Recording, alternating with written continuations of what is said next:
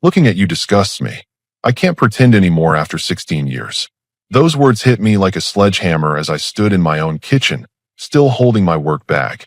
My wife had just delivered the most brutal sentence of our marriage, and honestly, I wasn't even that surprised. The day had started normally enough. I'd gotten up at 6, made coffee, checked emails, and headed to work like any other Wednesday. Nothing unusual happened at the office. No big meetings, no drama, just another day managing logistics for a mid-sized distribution company. I even stopped at the grocery store on the way home to pick up the ingredients she'd texted me about for dinner. But the moment I walked through the front door, I could feel the tension.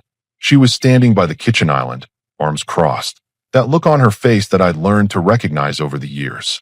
The look that meant I was about to get blamed for something I didn't even know I'd done wrong. What started it? The usual stuff. I'd apparently loaded the dishwasher wrong again.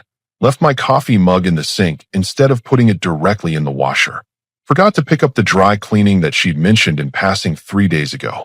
Normal married couple stuff, or so I thought. But then she escalated. Fast. Started talking about how I never listen, how I don't appreciate what she does around the house, how I'm always distracted when she tries to talk to me.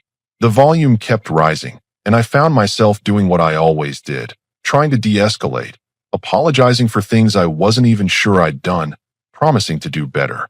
That's when she dropped the bomb. Looking at you disgusts me. I can't pretend anymore after 16 years. The kitchen went dead silent. Even the refrigerator seemed to stop humming. I set my work bag down slowly, processing what she'd just said. 16 years. Our entire marriage reduced to disgust and pretending. I looked at her, really looked at her, and something clicked. Not sadness, not anger, not desperation. Just clarity. Pure, cold clarity. Pretending is over, I said quietly. The way her expression changed told me everything. She'd expected tears, begging, promises to change, the whole desperate husband routine. Instead, I just stood there, calm as still water, looking at her like I was seeing her for the first time. What's that supposed to mean? She asked, but her voice had lost that confident edge from 30 seconds before. I didn't answer right away. I was thinking, really thinking for the first time in months, maybe years, about all those little comments she'd been making. How she'd roll her eyes when I told stories at parties. How she'd correct me in front of her family. How she'd stopped laughing at my jokes, stopped touching me casually, stopped treating me like someone she actually wanted to be around. It means exactly what you think it means, I finally said. She started backtracking immediately. Look, I didn't mean it like that. I was just frustrated. You know how I get when I'm stressed. But I wasn't buying it anymore. You don't accidentally tell someone they disgust you. Those words don't just slip out during a fight about dishwashers. That's something you've been thinking for a while. No, I said, my voice still calm. You meant exactly what you said. And you know what? I believe you. The panic in her eyes was almost satisfying. Almost. She realized she'd crossed a line she couldn't uncross, said something she couldn't take back. And my reaction wasn't what she'd scripted in her head. We should talk about this when we're both calmer, she said, reaching for damage control. I am calm, I replied. Calmer than I've been in years, actually. I picked up my work bag and walked toward the stairs. Not storming off, not slamming doors, just walking. Like a man who'd finally made a decision he should have made a long time ago. Where are you going? She called after me. To think, I said without turning around. Something I should have done more of. As I headed upstairs, I could hear her moving around the kitchen, probably trying to figure out how to spin this, how to make it my fault somehow. But for the first time in our marriage, I didn't care what she was thinking or planning, because pretending was over. She'd said it herself, and I was about to show her exactly what that meant. The next morning, I woke up with perfect clarity. No regret, no second-guessing, just a cold understanding of what needed to happen. She was already downstairs making coffee when I came down, acting like nothing had happened. Classic move. Good morning, she said, all sunshine and fake smiles. I made your favorite. I poured myself a cup and sat down. We need to discuss some things. About last night, I told you, I was just stressed. You know I didn't mean. Stop. I held up my hand. We both know you meant every word. And honestly, I'm glad you finally said it. The confusion on her face was almost comical. She'd probably spent all night figuring out how to manipulate this situation back to normal, and I wasn't playing along. My phone buzzed. Text from her brother. Family dinner Sunday. Mom's making pot roast. Don't disappoint her again. Don't disappoint her again. That was rich, coming from a 34-year-old man whose student loans I'd been helping pay off for the last 8 years. Your family dinner this Sunday, I said, showing her the text. Interesting tone from your brother. She grabbed the phone, read it, and her face went pale. He's just, you know how he is. Actually, I don't think I do know. Why don't you explain it to me? The silence stretched out. I could practically see the wheels turning in her head, trying to figure out how much I knew. It's nothing. He's just protective of the family. Protective from what? Me. More silence. Then she made her mistake. Look, maybe I've vented to them a few times. That's what families do. We talk. Vented. That was an interesting word choice. What exactly did you vent about? Just normal married couple stuff. You know, how you can be sometimes. How I can be sometimes. I took a sip of coffee and studied her face. She was squirming now, realizing she'd walked into something she couldn't walk out of. Give me specifics. It's not important. Family just talks, that's all. But I knew her tells after 16 years. The way she avoided eye contact when she lied. How she touched her neck when she was nervous. She'd been doing a lot more than venting. Sunday came, and I decided to pay attention. Really pay attention to how her family treated me. We walked into her parents' house, and immediately I noticed something different. Her father barely looked at me when he shook my hand. Her mother was overly polite, the kind of politeness you show to someone you're forced to tolerate. But it was her brother who really gave it away. So, he said, clapping me on the shoulder with fake friendliness, how's work going? Still pushing papers around. I'd been in logistics management for 12 years. He knew exactly what I did. It's going well. Just closed a major contract with a new distributor in Texas. That's nice, he said dismissively. Real men build things, you know? Create something tangible. Real men. Coming from a guy who dropped out of 2 different master's programs and was currently finding himself through some online marketing scheme. During dinner, I watched. Really watched. How they talked to me versus how they talked to each other. How they made subtle digs about my job, my hobbies, my opinions. How my wife just sat there, nodding along, or even joining in. Then her father dropped the bomb. We've been thinking about expanding the restaurant, he said. Business is picking up, and we could use a bigger space. Her parents owned a small diner that barely broke even most months. I knew because I'd been helping with their temporary financial problems for the last 5 years. That sounds expensive, I said carefully. Well, her mother jumped in. We were hoping you might want to invest. You know, be part of the family business. Part of the family business that I'd already pumped $23,000 into over the years. Money that was supposed to be paid back, but somehow never was. We could make you a partner, her brother added. Give you a real stake in something meaningful. A real stake. In a failing diner. After years of treating me like I wasn't good enough to breathe their air. Let me think about it, I said. On the drive home, my wife was unusually quiet. Finally, she spoke up. They really do appreciate everything you've done for the family. Do they? Of course they do. Why would you ask that? Because your brother just told me real men build things, implying I don't. Your father could barely look at me. And your mother talked to me like I was a stranger. You're being paranoid. Am I? What exactly have you told them about our marriage? The car got very quiet. We were almost home when she finally answered. I might have mentioned that you've been distant lately. Not as engaged as you used to be. Distant. Not engaged. Translation, she'd been painting me as a bad husband for months, maybe years. What else? Nothing important. But I knew there was more. Much more. And I was going to find out exactly what my loving wife had been saying about me behind my back. Because if pretending was over, it was over for everyone. Monday morning, I did something I hadn't done in years. I called in sick to work. Not because I was actually sick, but because I had research to do. Real research. My wife left for her part-time job at the boutique, chattering about some sale they were having, acting like Sunday dinner hadn't happened. Like the last few days were just a minor hiccup in our perfect marriage. The moment her car pulled out of the driveway, I got to work. First stop, our home office. The filing cabinet she always told me not to worry about because she handled all the family paperwork. How considerate of her. I found the restaurant investment documents first. What I thought was a simple loan to help them through tough times was actually a series of investments totaling $47,000 over 5 years. $47,000. Not the 23 I'd been keeping track of. But here's the interesting part.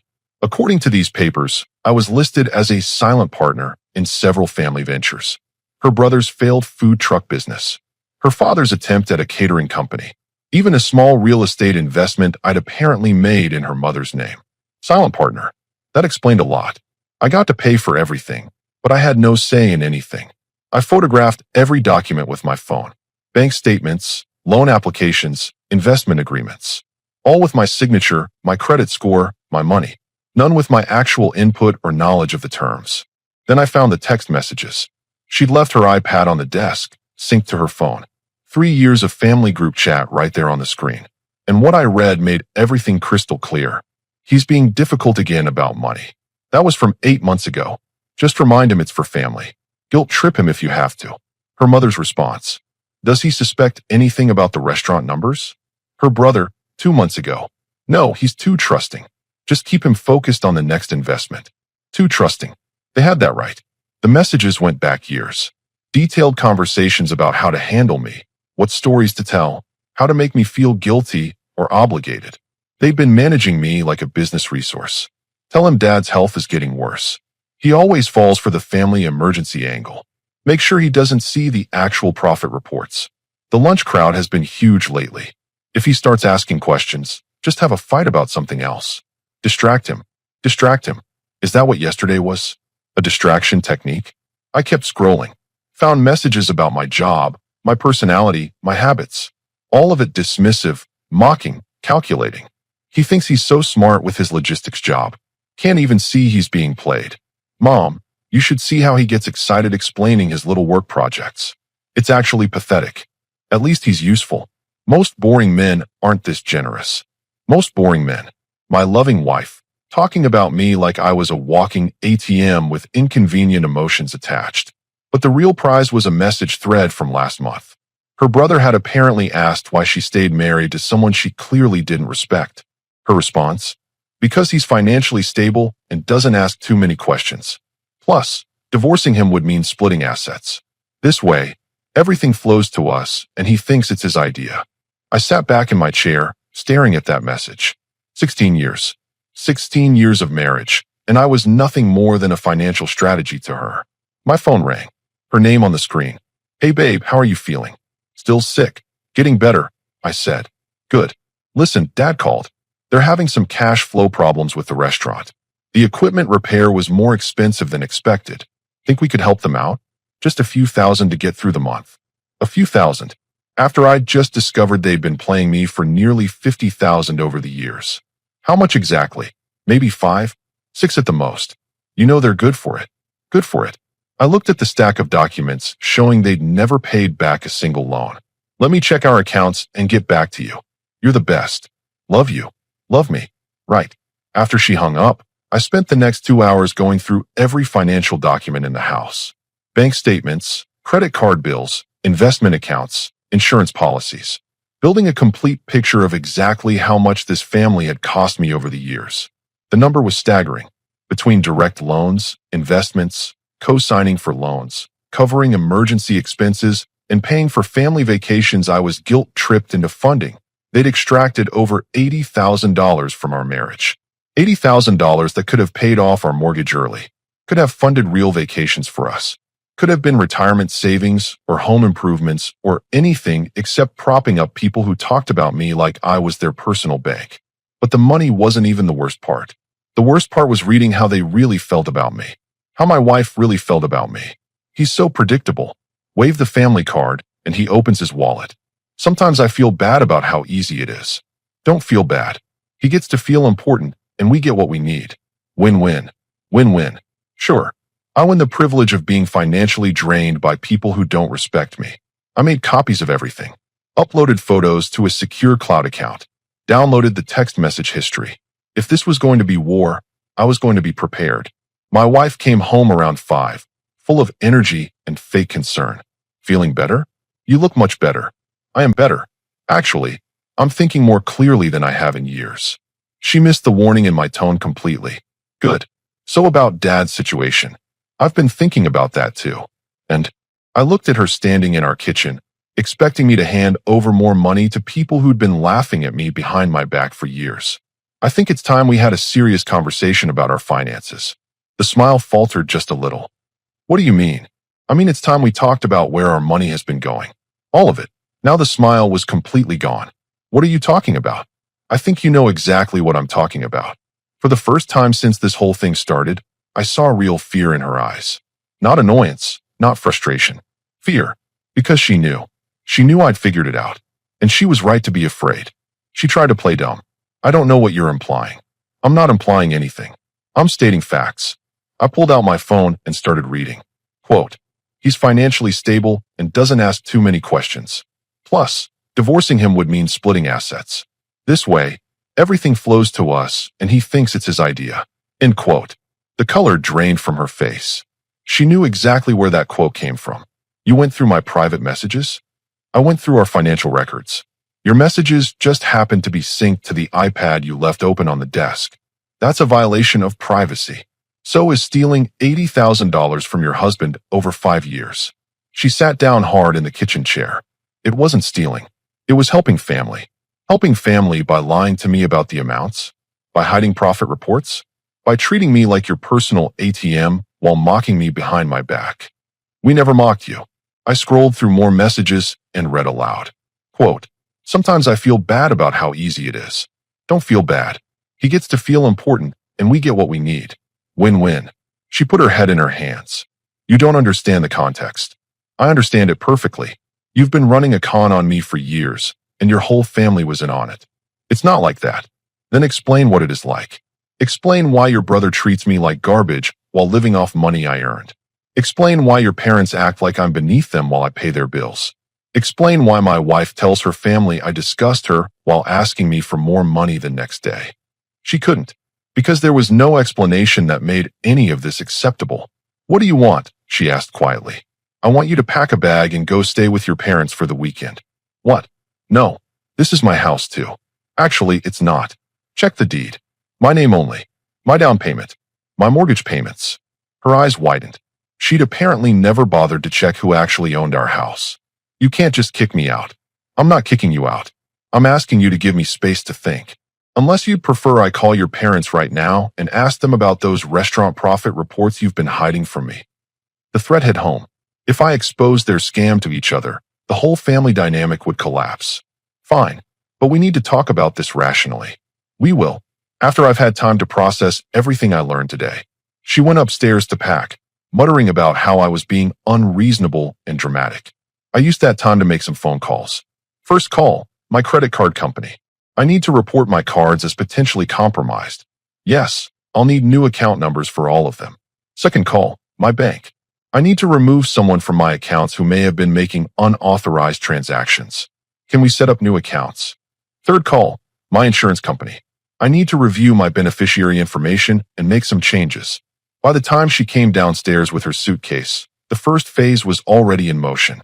This is ridiculous, she said. We're married. We can work through this. Can we? After 16 years of lies and manipulation, everyone has problems in their marriage. Not everyone treats their spouse like a business transaction. She tried a different approach. What about the restaurant situation? Dad really does need help. Your dad can figure out his own business problems. I'm done being the family bank. You're being cruel. Cruel. That was rich, coming from someone who'd spent years systematically deceiving me. I'm being smart. For the first time and apparently forever. After she left, I got back to work. Real work this time. I called the attorney who'd handled our house purchase years ago, scheduled an appointment for Monday morning. Then I started going through every single financial document, every contract, every investment with a fine-tooth comb. The restaurant partnership agreement was my favorite. According to the terms I'd apparently agreed to, I was liable for business debts, but had no voting rights on business decisions. I was literally just a source of money with no actual say in how that money was used. But here's the thing about contracts. They work both ways. And some of these contracts had clauses they'd probably forgotten about. Like the clause that said any partner could withdraw from the business with 30 days notice. Or the clause that said if fraudulent activity was discovered, all previous transactions could be voided. Saturday morning, I drove to the restaurant. Early, before they opened. Her father was there prepping for the day. Oh, hello, he said, clearly surprised to see me. Where's my daughter? At your house, I believe. We're having some communication issues. Marriage is hard work, he said dismissively. You can't just run away when things get difficult. Run away. Coming from a man who'd been running away from his financial responsibilities for years. I wanted to discuss our business arrangement. His face changed. What about it? I've been reviewing the paperwork. Interesting reading. Everything's been handled properly. Has it? Because according to my records, the restaurant has been profitable for the last 18 months. But according to what I've been told, you're barely breaking even. Silence. I also noticed that my partnership investment was supposed to guarantee me monthly profit reports. I haven't received a single one. More silence. So I'm exercising my right to a full financial audit, as outlined in Section 12 of our agreement. Now he was paying attention. That's not necessary. We can work something out. I'm sure we can. Right after the audit. I left him standing there, probably trying to figure out how to explain 3 years of hidden profits to his family. Sunday, I spent the day at home, planning. Really planning. Not the kind of wishful thinking I'd been doing for years, but actual strategic planning. Every financial vulnerability they'd created for themselves. Every legal exposure. Every lie they'd have to maintain to keep their story straight. By Sunday night, I had a complete action plan. Phone calls to make, papers to file, accounts to close, agreements to terminate. My wife called around 9. Can we please talk about this like adults? We can talk. When you're ready to tell me the truth about everything. I have told you the truth. No, you've told me the version of the truth that keeps the money flowing. There's a difference. Fine. Come over and we'll discuss it. No, you come home. We'll discuss it here. Why does it have to be at the house? Because the house was mine. Because I was done being summoned to family meetings where I was treated like an outsider. Because this time, they were going to be on my territory. Because that's where I am. She sighed. I'll be there in an hour. Perfect. That gave me just enough time to prepare the paperwork I was going to show her. Starting with the divorce papers I downloaded and filled out. Because if she thought this was about saving our marriage, she was about to learn how wrong she was. This was about ending it. On my terms. With my dignity intact. And with consequences she'd never anticipated. She walked through the front door like she was entering enemy territory. Good. She should feel uncomfortable. This was no longer her safe space where she could manipulate and control. So, she said, sitting across from me at the dining table. What exactly do you want to discuss? I slid a folder across the table. Start with these. She opened it and went pale. Divorce papers. Completed, signed, ready to file. You're serious about this? Dead serious. Over some family financial stuff? This is insane. Some family financial stuff. She still didn't get it. It's not about the money. It's about the lies, the manipulation, the complete lack of respect for me as a person. I never said I didn't respect you. I pulled out my phone and started reading her messages again, this time the really brutal ones. Quote, he's actually pathetic when he gets excited about his work projects. Quote, most boring men aren't this generous. Quote, he's so predictable, wave the family card, and he opens his wallet. Each quote hit like a physical blow. She couldn't meet my eyes. Those were private conversations. People say things they don't mean when they're frustrated. For 3 years? You've been saying things you don't mean for 3 years. It's not that simple. It's exactly that simple. You've been lying to me, stealing from me, and mocking me. The only thing complicated is how long it took me to figure it out. My phone rang. Her brother's name on the screen. Don't answer that, she said quickly. Why not? I answered it anyway. Hello. We need to talk. Now. His voice was tight with panic. About what? About this audit bullshit you're pulling at the restaurant. You can't just. Actually, I can. Check the partnership agreement. Section 12. Look, maybe we got our wires crossed about some of the numbers, but got your wires crossed? Is that what we're calling fraud now? My wife was making frantic gestures, trying to get me to hang up. Nobody committed fraud. We just managed the information differently. Managed the information. By hiding 18 months of profits while asking me for emergency loans. Silence on the other end. Here's what's going to happen. You have 2 weeks to produce complete financial records for every business I've invested in. Every receipt, every bank statement, every tax return. Or I file fraud charges. You can't be serious. Try me. I hung up. My wife looked like she was going to be sick. You're destroying my family. Your family destroyed itself. I'm just refusing to pay for the damage anymore. They need that money. The restaurant is struggling. No, it's not. It's been profitable for over a year. I've seen the real numbers. She started crying. Real tears this time, not the manipulative kind. Please, we can fix this. I'll talk to them. Make them apologize. Apologize for what? For taking my money? For lying to me? For treating me like garbage while I supported them? For all of it. Whatever you want. I want a divorce. You don't mean that. I absolutely mean that.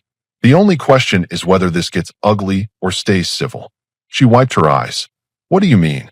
I slid another folder across the table. Financial audit results. Bank records. Text message transcripts. Everything documented and organized. She looked through the papers, her face getting paler with each page. This looks like evidence for a court case. Because that's exactly what it is. Unless we handle this quietly. What do you want? Clean divorce. No alimony. You keep your personal belongings and your car. Everything else stays with me. That's not fair. I'm entitled to half of everything. You're entitled to half of what we built together. Not half of what you and your family stole from me. A judge won't see it that way. Want to bet? Because I've got documentation of every fraudulent transaction, every lie, every manipulation. How do you think that's going to play in court? She was quiet for a long time, processing the situation.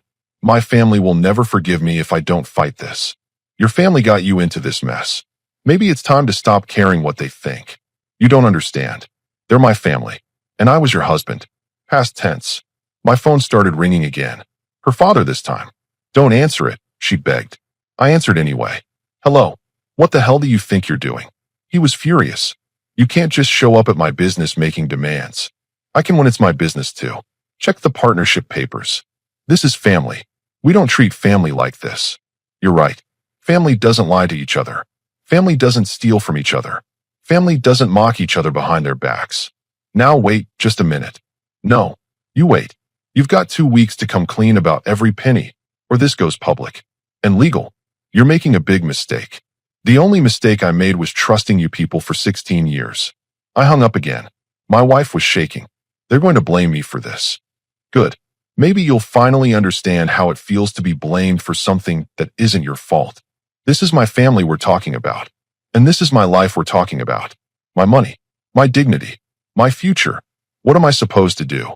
Whatever you want. But you're doing it without me. She sat there for another 10 minutes, crying quietly. Finally, she looked up.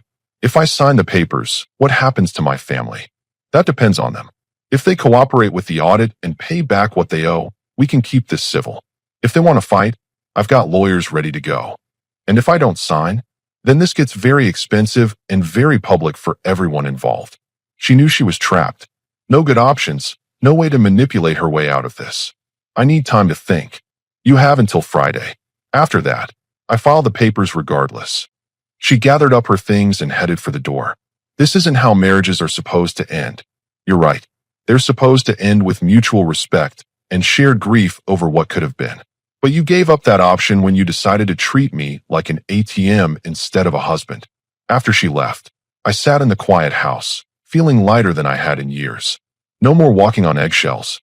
No more wondering why I never felt good enough. No more financing people who despised me. My phone buzzed with texts from her family. Angry messages, guilt trips, threats, pleas for understanding. I deleted every one without reading them completely. Because for the first time in 16 years, what they thought didn't matter. What they wanted didn't matter. Only what I decided mattered. And I'd already decided. It was over. 6 months later, I'm sitting in my home office reviewing quarterly reports from my new investment portfolio. The house is quiet, clean, and completely mine. No drama. No manipulation. No family emergencies that require immediate financial intervention. She signed the papers on Friday. Didn't even try to negotiate. The family audit revealed everything I expected. $83,000 in hidden profits, fraudulent expense reports, and business loans taken in my name without my knowledge. The restaurant had been pulling in solid money for 2 years while crying poverty to me. Her brother lost the food truck when I pulled my investment. Turns out it wasn't failing like they claimed. They were just funneling profits into other ventures. Without my backing, the whole house of cards collapsed. Her parents had to sell the restaurant. Couldn't make the payments without my monthly contributions.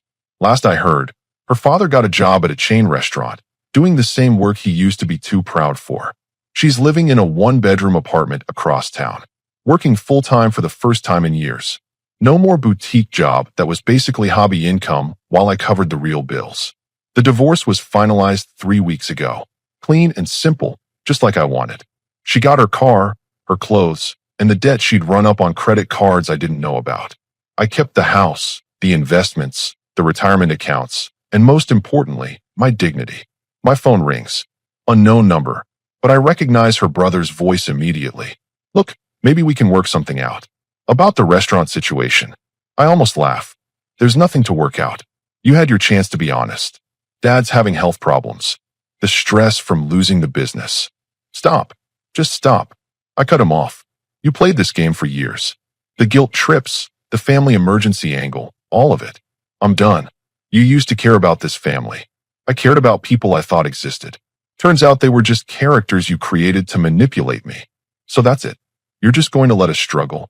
You're not struggling because of me. You're struggling because you spent years lying instead of building something real. Silence on the other end. You've changed. No, I just stopped pretending along with everyone else. I hang up and block the number. The 5th one I've blocked this month. Tomorrow, I start vacation. 2 weeks in Colorado, mountains and hiking trails. Something I've wanted to do for years, but couldn't because there was always some family crisis requiring my attention and money. The irony isn't lost on me. They always said I wasn't engaged, wasn't present, wasn't contributing enough to the relationship. Turns out I was contributing too much. To people who saw me as a resource instead of a person. My phone buzzes with a text from a new number. Probably her, trying one more manipulation. But I don't even read it. Just delete it and go back to planning my trip. Because pretending is over. For all of us. And I've never felt more free in my life.